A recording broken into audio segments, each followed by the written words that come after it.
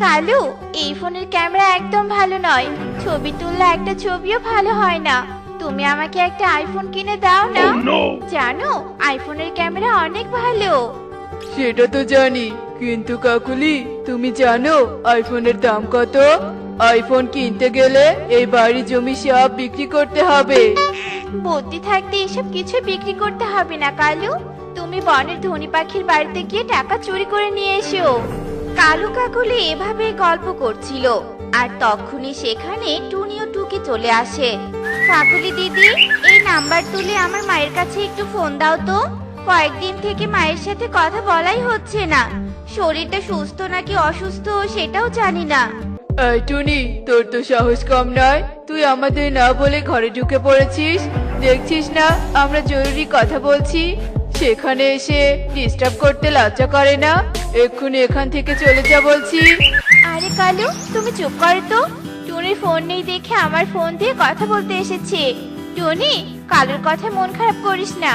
তুই একটু আমাদের থালা বাসনগুলো ধুয়ে দে তো, আর আমি কালুর সাথে কথা বলা শেষ করে তোর মাকে ফোন দিচ্ছি। আচ্ছা ঠিক আছে দিদি। এরপর টুনি থালা বাসন ধুতে টিউবওয়েলের বাড়ি চলে যায়, আর এদিকে কালু কাকুলি দুষ্ট বুদ্ধি আটতে থাকে। কাকুলি, তুমি টুনির সামনে আমাকে এভাবে অপমান করলে কেন? টুনি কি তোমার ফোনে টাকা লোড করে দিয়েছে নাকি যে তুমি টুনির মাকে ফোন করবে? কালু, তোমার মাথায় তো দেখছি কোনো বুদ্ধি নেই। দেখলে না, বুদ্ধি করে টুনিকে কাজে পাঠালাম। এখন যদি টুনির জন্য আমরা আইফোন পেয়ে যাই, তাহলে সামান্য অপমান হতে সমস্যা কোথায় বলো তো? মানে কাকুলি কিসব বলছো? টুনির জন্য আবার আইফোন কি করে পাবো? আরে এদিকে এসো, আমি সবটা বলছি তোমাকে। এরপর কাকুলি কালুকে তার সব বুদ্ধির কথা খুলে বলে, আর এদিকে টুনি কাজ শেষ করে কাকুলির কাছে চলে আসে। কাকুলি দিদি, তোমাদের সব থালা বাসন ধুয়ে দিয়েছি, এখন মাকে ফোন দাও দেখি। আচ্ছা ঠিক আছে, দিচ্ছি। এই রে, আমার ফোনে তো দেখছি 1 টাকাও নেই। আয় কালু, এই টাকাগুলো কিভাবে চলে গেল? আমি তো সকালে আমার বন্ধুর কাছে ফোন দিয়েছিলাম, তখনই বুঝি সব টাকা কেটে গেছে। চল টুনি, বন প্রধানের বাড়িতে যাই। বন প্রধানের ফোনে সবসময় টাকা থাকে, ওই ফোন দিয়ে আমি তোর মায়ের কাছে ফোন দিয়ে দিব। আচ্ছা ঠিক আছে কালু দাদা, চলো। আমি তো আবার ফোন চালাতে পারি না। সুখী, আমার বন্ধু তো আমাদের বন প্রধানের বাড়ি দেখতে চেয়েছে, তাই আমি বন প্রধানের বাড়িটা ভিডিও করে বন্ধুর ফোনে পাঠিয়ে দেই। আচ্ছা ঠিক আছে, দাও। টনি, তুই ভিতরে গিয়ে ফোনটা এখানে নিয়ে আয়, কারণ বাড়ির ভিতরে নেটওয়ার্ক পাবে না। আচ্ছা ঠিক আছে কালু দাদা। বন প্রধান, আমার একটা উপকার করবেন? কি উপকার করতে হবে বল দেখি? দূরের বনে আমার মায়ের বাড়ি, তাই একটু আপনার ফোন দিয়ে আমার মায়ের সাথে কথা বলতে চাই। আচ্ছা ঠিক আছে, তোর মায়ের ফোন নাম্বারটা বল দেখি। নাম্বারটা বাইরে রেখে এসেছি, কারণ ঘরের ভিতরে নেটওয়ার্ক পাবে না। আপনি আমাকে ফোনটা দিন, আমি বাইরে গিয়ে কথা বলে শেষ করেই ফোনটা আবার দিয়ে যাব। আচ্ছা ঠিক আছে, নিয়ে যা। এরপর টুনি ইগলের আইফোনটা নিয়ে বাইরে চলে আসে, আর ফোনটা যেই না কালুর হাতে দেয়, তখনই কালু ফোনটা নিয়ে সেখান থেকে পালিয়ে যায়। এ কি কালু দাদা, তুমি ফোন নিয়ে কোথায় যাচ্ছ? ফোনটা দিয়ে যাও। ওটা তো বন প্রধানের ফোন। মা, আমার মনে হচ্ছে কালু আঙ্কেল বন প্রধানের ফোন চুরি করার জন্য আমাদের এখানে নিয়ে এসেছে। এখন তো আমারও তাই মনে হচ্ছে, কিন্তু চুরি করে যাবে কোথায়? আজ ওদের বাড়ি গিয়ে ওদের ধরবো।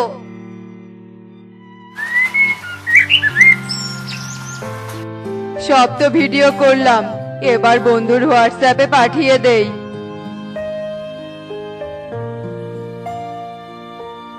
হ্যালো কবুতর, তোদের বনের বন প্রধানের বাড়িটা তো অনেক সুন্দর।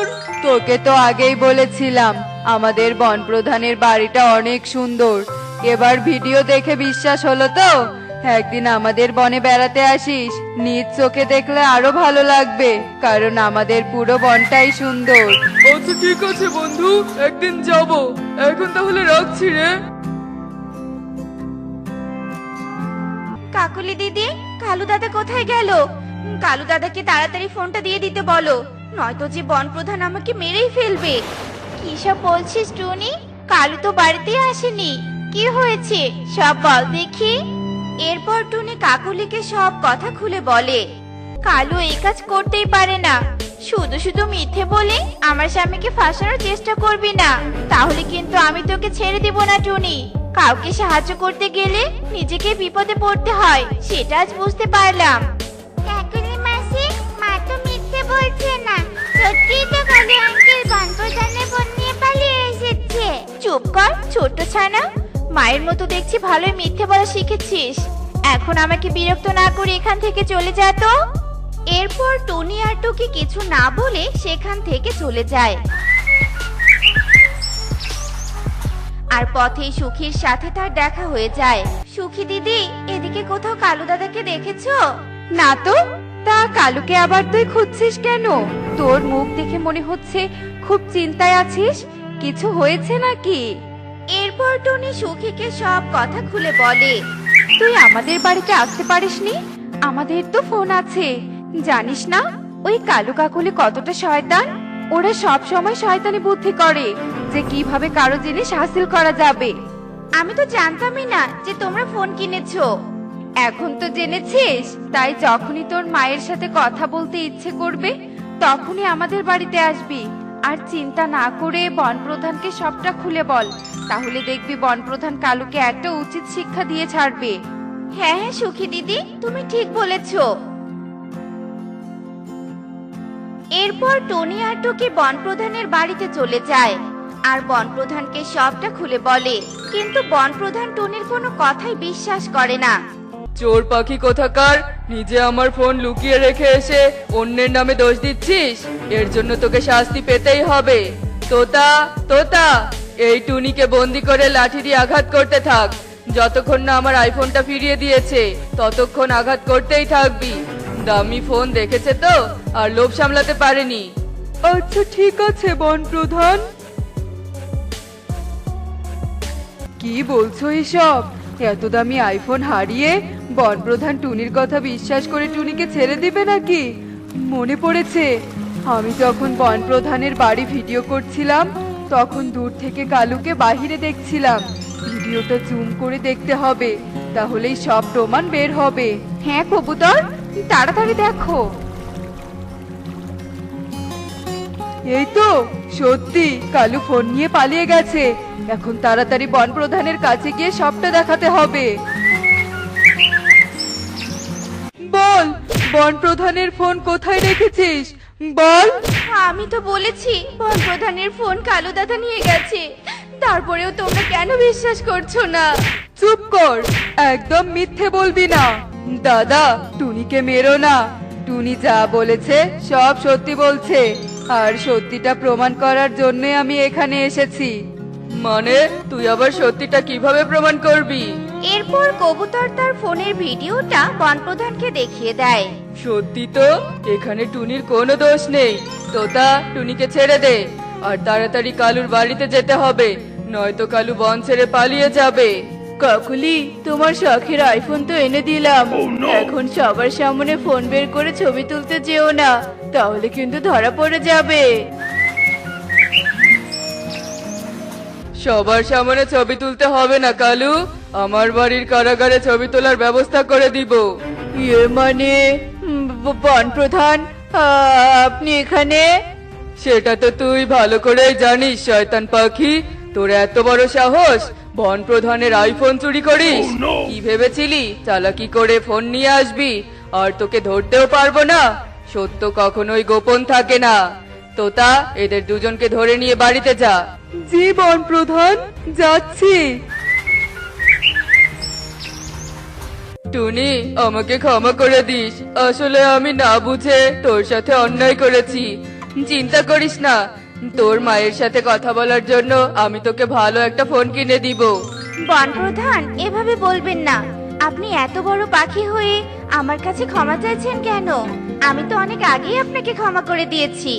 এই টুনি, আমরা কি বেড়াতে এসে এভাবে এক জায়গায় বসে থাকবো নাকি?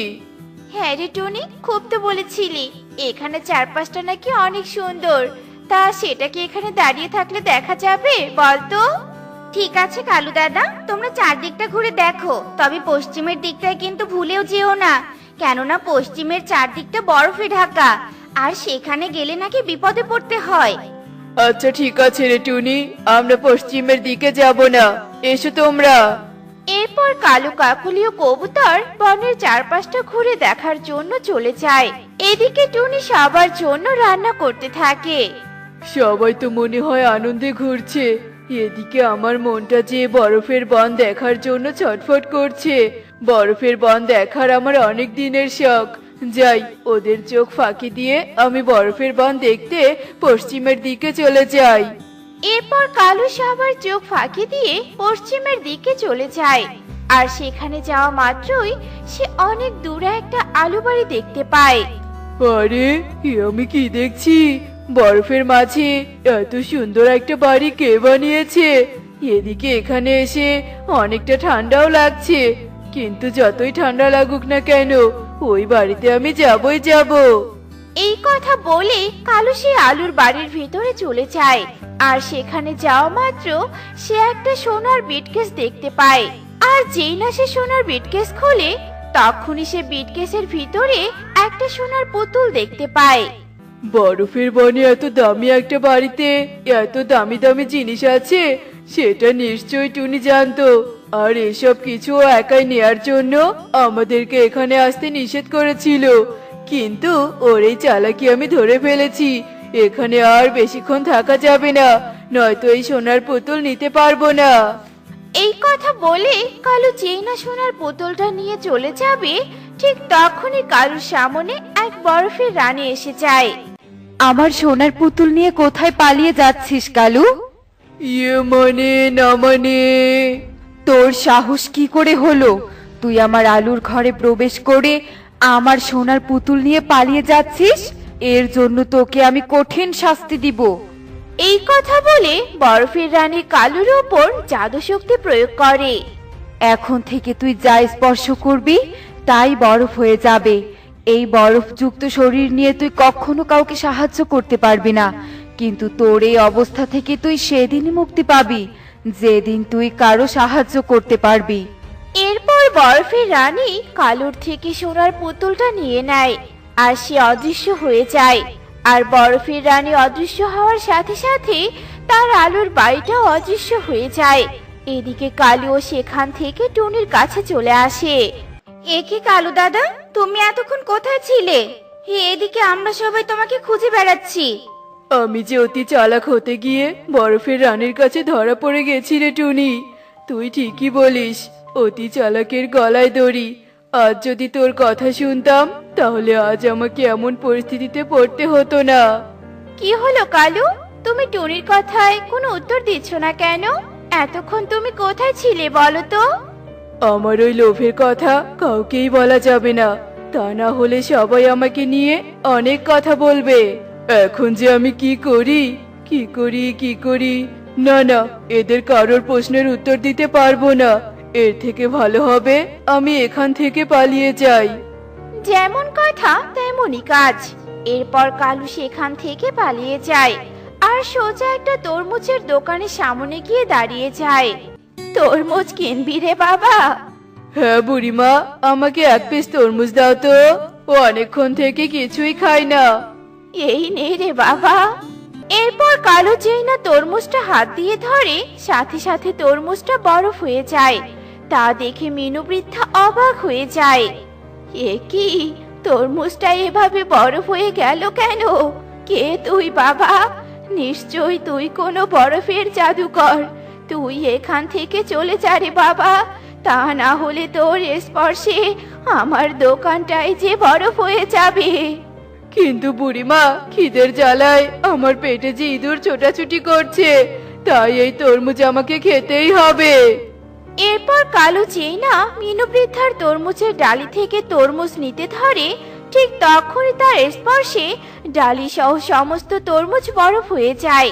তা দেখে তো মিনু বৃদ্ধা অনেক রেগে যায়। তোকে নিষেধ করা সত্ত্বেও তুই আমার তরমুজগুলো বরফ বানিয়ে দিলি। দাঁড়া, তোকে আজ দেখাচ্ছি মজা। এই কথা বলে মিনু বৃদ্ধা যেই না একটা লাঠি হাতে নেবে, তখনই কালু ভয় পেয়ে সেখান থেকে পালিয়ে যায়। দাঁড়া দাঁড়া বলছি, পালিয়ে যাচ্ছিস কেন? দাঁড়া। যাক বাবা, একটুর জন্য বেঁচে গেছি। এখন তো দেখছি খিদে পেলেও খেতে পারবো না। না না, যেভাবে হোক অন্যকে সাহায্য করতে হবে, আর বরফের রানীর জাদু শক্তি থেকে মুক্তি পেতে হবে। একই ঠাম্মি, তুমি একা একাই বনের ভিতরে কি করছো? এই মাছের ডালিটা মাথায় তুলে দিতে পারবে এমন একজনের জন্য অপেক্ষা করছি রে দিদি ভাই, কিন্তু তেমন কাউকে তো পাচ্ছি না। এই তো সাহায্য করার মতো একজনকে পেয়েছি। যাই, ওই বুড়িমাকে গিয়ে সাহায্য করি আর নিজেকে পাপ মুক্ত করি। আর একবার যদি এই পাপ থেকে মুক্তি পেয়ে যাই, তাহলে আর দ্বিতীয়বার লোভ করব না। এই কথা বলে কালু কামিনী বৃদ্ধার কাছে চলে যায় আর বলে, আমি তোমাকে সাহায্য করছি বুড়িমা। এই কথা বলে কালু যেই না মাছের ডালিটা ধরে, অমনি মাছগুলো সব বরফ হয়ে যায়। হায় হায় রে, আমারে কি সর্বনাশ হয়ে গেল! তুই আমাকে সাহায্য করতে এসেছিস নাকি আমার ক্ষতি করতে এসেছিস? হারামজাদা, দাঁড়া, তোকে দেখাচ্ছি মজা। কামিনী বৃদ্ধার কথা শুনে কালু আবারও সেখান থেকে পালিয়ে যায়। হায় হায় রে, সামান্য একটু লোভ করার ফলে এত কঠিন শাস্তি ভোগ করতে হচ্ছে। এখন আমি কি করব, কোথায় যাব? এখন তো মনে হচ্ছে না খেতে পেরে মরে যাব। মা, মা, এক্ষুনি এই বান ছেড়ে আমাদেরকে পালাতে হবে। কেন রে মা, কি হয়েছে? বানের ভেতরে সবাইতে আগুন লেগে গেছে, তাই সবাই বান ছেড়ে পালিয়ে যাচ্ছে। সবাই পালিয়ে যাচ্ছে বন ছেড়ে? ঠিকই করেছে।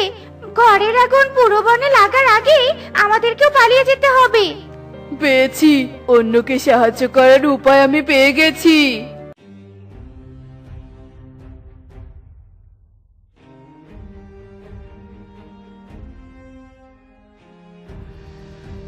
আর কত পানি দিব বলতো টুনি? এই বনের সবাই তো একে অপরকে সাহায্য করা ছেড়ে দিয়ে ভয়ে পালিয়ে যাচ্ছে, আর আমরা দুজন মিলে কি এমন করব বলতো? এরপর কাঁদতে কাঁদতে সেখানে মিনু বৃদ্ধা চলে আসে আর টুনিদেরকে দেখে বলে, মারে, আমার ঘরেও যে আগুন লেগে গেছে, আর আমার ঘরের ভিতরে যে আমার অনেক কষ্টে জমানো টাকা রয়ে গেছে। তোরা আমার টাকাগুলো রক্ষা কর রে মা, তা না হলে যে আমি নিঃস্ব হয়ে যাব, নিঃস্ব হয়ে যাব। মিনু বৃদ্ধার কান্না কালু এসে শুনতে পায় আর বলে, কেঁদো না বুড়িমা, কেঁদো না, আমি তোমাদেরকে সাহায্য করব। এই কথা বলে কালু তার সামনে থাকা ঘরগুলোতে চলে যায় আর আগুন লেগে যাওয়া ঘরে একে একে স্পর্শ করে, আর সবগুলো ঘর স্পর্শ করার সাথে আগুন নিভে যায়, কেননা কালুর শরীরে বরফের শক্তি ছিল। তোকে অনেক ধন্যবাদ রে বাবা, তুই একদিন আমার ক্ষতি করেছিলি, কিন্তু আজ আমার অনেক বড় উপকার করলি। এই নে, এই 50 টাকা তুই নে, এটা দিয়ে তুই কিছু কিনে খাস। এরপর কালু মিনু বৃদ্ধার থেকে টাকা নেয়, কিন্তু এবারে সেটা আর বরফ হয়ে যায় না, আর তা দেখে তো কালু অনেক খুশি হয়ে যায়। এ কি, টাকাটা বরফ হয়ে গেল না কেন? তার মানে আমি অন্যদের সাহায্য করায় আমার শরীর থেকে জাদু শক্তি কেটে গেছে। কাকুলি, হ্যাঁ কাকুলি, আমি মুক্তি পেয়ে গেছি। এসব তুমি কি বলছো কালু? তুমি মুক্তি পেয়েছো মানে? আর তোমার স্পর্শে ঘরগুলো এমন বরফ হয়ে গেল কেন? আর তুমি আমাদের থেকে এভাবে পালিয়ে গেলে কেন কালু দাদা? বলছি বলছি, এত করে যখন জানতে চাইছো তাহলে আমি সব বলছি। এরপর কালু সবাইকে সব কথা খুলে বলে, আর কালুর কথা শুনে টুনি বলে, এবার লোভ করার ফল বুঝতে পারলে তো কালু দাদা, এজন্যই বলি কখনো লোভ করো না। চলো সবাই, আমাদের বনে ফিরে যেতে হবে।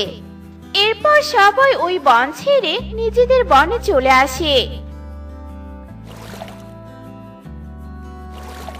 দেখলে তো বন্ধুরা, লোভ করলে কি হয়? এমনই সব মজার মজার শিক্ষণীয় টুনি পাখির গল্প দেখতে আমাদের পাশে থেকো। আর গল্পগুলো কেমন হয়েছে তা কমেন্টে জানাতে ভুলো না কিন্তু। Bye bye.